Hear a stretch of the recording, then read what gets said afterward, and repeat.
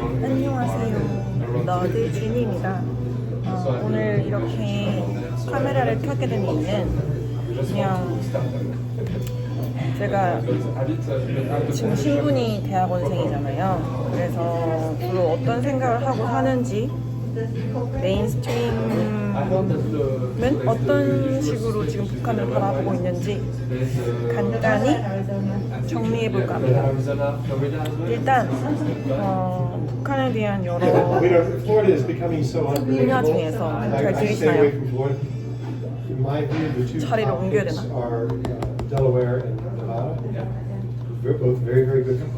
자리를 옮겼는데요.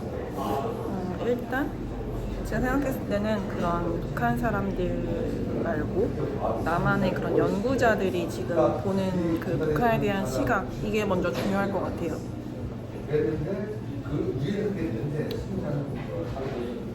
생각보다 북한에 대한 연구는 오래됐습니다.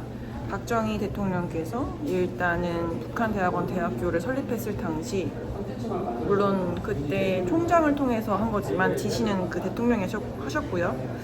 그리고 그 외에도 수많은 그 수도권 대학들이 북한에 대한 연구를 시작했습니다. 그건 통상 1970년대 가장 남북이 그런 서로에 대한 이념 전쟁, 이데올로기 전쟁이 강했을 당시에 시작됐고요. 또 노무현 전 대통령 그리고 문재인 전 대통령 이렇게 아무래도 진보 정권 때 좀 더 교류가 활발했다고 보여집니다. 그래서 그때 실질적으로 북한 일상 연구가 더 많이 이루어졌고요. 그게 아닌 보수 정권 때는 전두환 대통령 그리고 노태우 대통령 뭐 이렇게 연구들이 착착착착 진행됐습니다. 잠깐 엄마한테 연락이 와서 다시 시작하자면, 그렇게 정권이 바뀔 때마다 그런 교류와 부침이 반복되었는데요. 일단은 우리가 봤을 때는, 우리라는 거는 남한 연구자들을 지칭합니다. 아무래도 북한에서 넘어온 연구자들은 본인 당사자들의 일이기 때문에 좀 다른 시각을 가지고 있고요. 저희들 시선에서는 북한이 그렇게 괴물 같지도 또는 특이한 체제 같지도 않습니다. 왜냐하면 기본적으로 그들이 갖고 있는 그런 체제의 연속 지속성을 위해서는 그렇게 통제 시스템 아래 국민들을 가둬놔야 가능한 거고, 그런 것들이 계속 용인되어 왔기 때문이에요. 단순히 남한 정부가 원해서 가능한 것도 아니었고, 기본적으로 유럽, 미국, 일본, 중국, 뭐 러시아 포함해서 모든 국가들이 한반도에 관해서 그런 체제를 정할 때 그렇게 동의를 한 측면이 있던 것이기 때문에요. 지금과 같은 북한의 그런 체제를 result in 하지 않았나 생각합니다. 첫 번째로 북한 인권에 대한 말들이 많은데요. 기본적으로 북한 인권은 유린이 일상화, 다변화 해왔습니다. 첫 번째로 그들에게는 말할 수 있는 자유가 없고요. 또 이동할 수 있는 자유가 없습니다. 그게 상상이 되실까요? 말로 듣는 것과 실제 보는 것은 다른데요. 저희 북한대학원 대학교에도 그 북한에서 넘어온 분들이 꽤 있어요. 물론 1% 이상이 안 되지만 그들이 말하는 북한보다 우리 남한 연구자들이 보는 그 북한의 실상이 좀 더 깊을 수 있어요. 왜냐하면 북한에서 넘어왔다고 해서 그 북한에서 이동할 수 없었기 때문에 오히려 북한에 대해서 전체적인 정보를 알고 있다고 말하기 좀 어려워요. 그리고 누구나 정치에 대해서 깊게 알 수 있는 그런 사회가 아니기 때문에 거기는 직업도 정해주거든요. 그래서 우리나라 사람들이 좀 더 지식과 정보와 그런 데이터를 가지고 접근했을 때 빠르게 그 체제에 대한 이해, 그리고 그 체제의 단점과 정보 그런 것들도 파악할 수 있어요. 기본적으로 북한을 바라봤을 때 우리 그 언론이 보도한 대로 바라보면요, 기본적으로 저희 대학원 교수님들은 굉장히 그거에 대해서 부정적으로 생각하십니다. 왜냐하면 우리 남한 사회를 봐도 언론에서 보도하는 그런 실상들, 사건 사고들, 또 정치 쪽에 가다 보면 정치인들에 대한 보도들, 또 기업 구조에 대한 지적 그런 고발들, 그런 것들이 사실 전체 사회를 다 보여주는 건 아니듯이 북한 사회도 전체 일상을 보여주는 게 아니라는 겁니다. 가장 작은 일들을 크게 부풀리고 또는 그 사건 사고들을 전체 북한 사회의 모든 것이냐 이렇게 계속 보도를 하다 보면 남한 사람들도 그거에 대해서 입력을 할 때 부정적인 거 먼저 떠오르게 되는 거죠. 우리 뇌가 사실 그렇습니다. 긍정적인 것보다 부정적인 걸 더 깊게 인지하고 습득하게 되고 이렇게 퍼뜨리게 됩니다. 그래서 저희가 생각하는 그런 북한에 대한 진짜 실질적인 연구들은 그런 것들을 배제하고 그 북한 사회를 내재적으로 바라봤을 때 그때 학자들의 연구가 진짜 이루어진다 생각하는 거죠. 예를 들어 지금은 뭐 자본주의 사회 또는 민주주의 사회가 이데올로기 그런 구조 싸움 속에서 이긴 것처럼 보이지만 사실은 저희가 기술 진보함에 따라서 저희도 통제 감시가 될 수 있는 상황이거든요. 뭐 데이터 이용하시죠, 위치 기반 서비스 이용하시죠, 또 이제 자율주행 서비스 완전 일상화되면은 내 위치가 끝없이 데이터로 전송되는 겁니다. 그런 것들이 양면성을 가진다고 보통 해요. 끝없이 지적되어 온 그런 지점인데요. 그런 게 역으로 말하면 잘못된 위정자가 이 나라를 거느리게 되면 그 모든 정보와 데이터가 넘어가는 거예요. 그게 합법적으로 가능해요. 생각보다 권력자와 이런 정치 쪽에 그런 닿을 수 있는 정보는 일반인들이 접근할 수 있는 것과 수준 차이가 꽤 납니다. 그런 것들이 선거 전략 그런 전술에 아주 많이 이용되는 것이 사실이고 그런 것들은 미국도 마찬가지라고 들었습니다. 제가 지금 비디오를 켜고 가장 많이 이렇게 말하고 싶은 건 사실 인권 말고도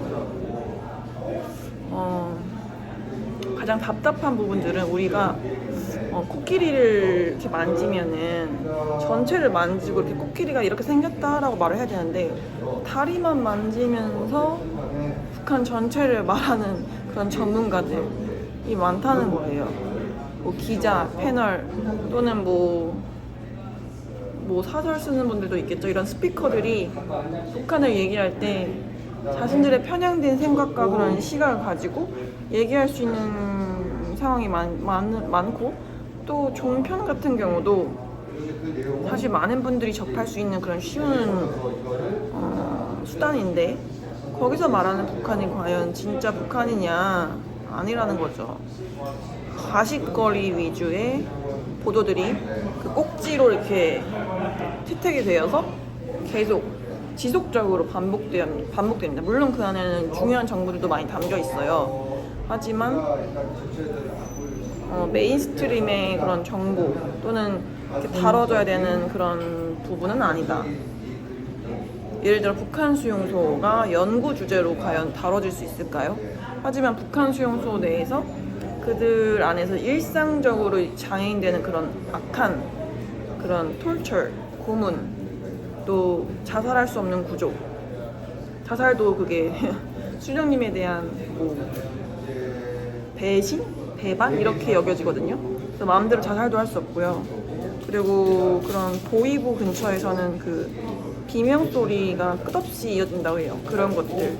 그런 거 외에도 그 안에서 일상적으로 사실 이루어지는 것들이 많거든요. 뭐 벤츠를 생산한다는 소문도 있고요. 그대로 기술을 가져와서 북한이 독일로 파견한 기술자들이 돌아와서 벤츠 짝퉁을 만들고 있는 거죠. 그걸 통해서 비자금 형성도 하고요. 뭐 다양한 얘기들이 많습니다. 그리고 가장 최근에 제가 북한 연구 중에서 뭐 이런 것들은 진짜 아니지 않나 싶었던 게 뭐가 있었냐면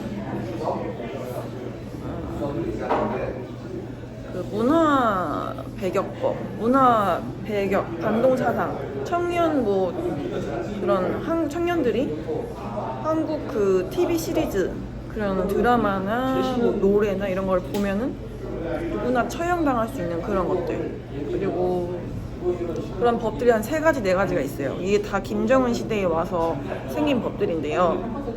굉장히 유례없이 강한 법들이고요. 그냥 보기만 해도 연좌제를 통해서 집안이 하루아침에 다 풍비박산날 수 있습니다. 그리고 탈북자들께서 남한으로 건너와도 그렇게 자신들의 얘기를 충분히 할 수 없는 이유는요, 남은 가족들이 거기 많기 때문이에요. 자기 혼자 탈출하거나 또는 이모 삼촌이 아직 거기 계신 거죠. 엄마가 있는 경우도 있고. 그랬을 때 굉장히 조심스러운 거예요. 그런 것들도 배려를 해야 되지만 저희들은 연구를 해야 되니까 최대한 그 괴리되지 않게끔 현실을 담아낸 논문을 쓸 수 있게끔 끝없이 논문을 읽고 또 그러니까 국제법 또는 국제정치 그런 틀 안에서 연구하려고 노력을 해요. 북한도 결국에는 독재 국가이기 때문에 이게 다른 나라들의 독재 그런 양상들에서 좀 극대화된 버전이지, 사실은 우리 전 세계를 돌아보면 독재 국가들이 상당히 아직 존재하고 있고 또 그런 독재 국가들의 국민들의 그런 양태나 현상들이 되게 흡사하기 때문에 그렇게 묶어서 연구하는 분들이 꽤 있어요. 그런 게 비교 정치라고도 할 수 있는데요. 더 많은 말을 여기서 하진 않겠지만 전 기본적으로 비교 정치를 딱히 선호하진 않아요. 왜냐면 저는 그 나라를 나라로 접근해야 된다고 생각하기 때문에 뭐 비교를 통해서 더 깊이 이해할 수 있다? 그렇게 생각하지 않습니다. 오늘 얘기는 여기까지 마무리하도록 하고, 제가 하나 소개해드리고 싶은 그런 책자가 있는데요. 북한 인권 피해자들 위한 인권 안내서입니다. 이거 여러분들이 한번 읽어보셨으면 좋겠어요. 북한 인권 정보센터라는 사이트에 들어가시면요, 다운받을 수 있고요. 또 하나 다른 건데, 이거는 바로 UN 북한 인권조사위원회 조사 결과 2014년 자료입니다. 북한이 어떤 식으로 지금 인권 유린을 하고 있는지 UN에서 이사회에서 그런 결의안을 통과시킨 그런 내용이고요. 2014년입니다. 지금 2024년이죠. 10년 지났어요. 이거 하나를 발표하기 위해서 정말 오랜 시간이 흘렀고, 지금은 10년이 지난 이 시점에서 더 우리가 이렇게 분노하고 얘기하고 이런 게 과연 얼마나 효과가 있을지는 저희도 장담할 수 없지만, 만약에 이렇게 신앙이 있는 분들이라면 제가 긴급으로 기도 요청을 하고 싶은 거는 거기서 행해지는, 지금 이 시간에도 행해지는 수많은 악에 대해서 바로 처벌할 수 있도록 멸망시켜달라고 기도해 주시길 부탁드릴게요. 더 이상 눈 뜨고 바라볼 수가 없는 상황입니다. 지금 여기 북한 인권센터도 가보면 그 탈북자들뿐만 아니고 이렇게 거의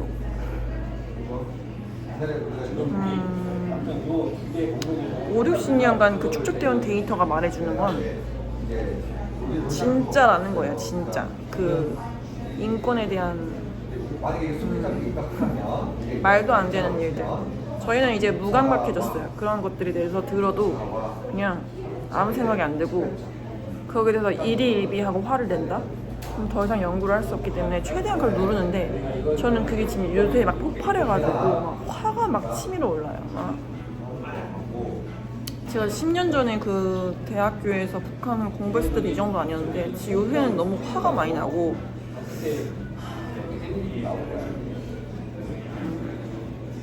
언제까지 이렇게 차분하게 연구하는 게 답일까? 언제까지 그들을 이해해주고 뭐 그거 약간 진짜 동조하는 거잖아요. 악한 건 없다. 오히려 미국이 그들을 푸시해서 뭐 그들이 선택할 수 있는 그런 선택지가 많지 않았다. 이거랑 뭐가 다를까요?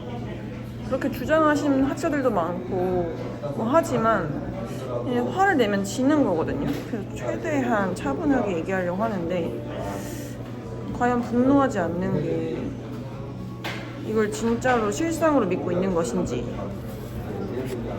약간 의문이 듭니다.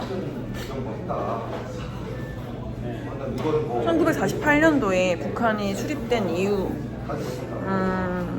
북한이 행해온 그 수많은 인권 유린에 대한 내용들을 우리는 분명히 다 듣고 알고 있고요. 이걸 모른다는 자체가 저는 너무 그런 정치에 대한 관심이 없는 게 아닌가 생각하고요.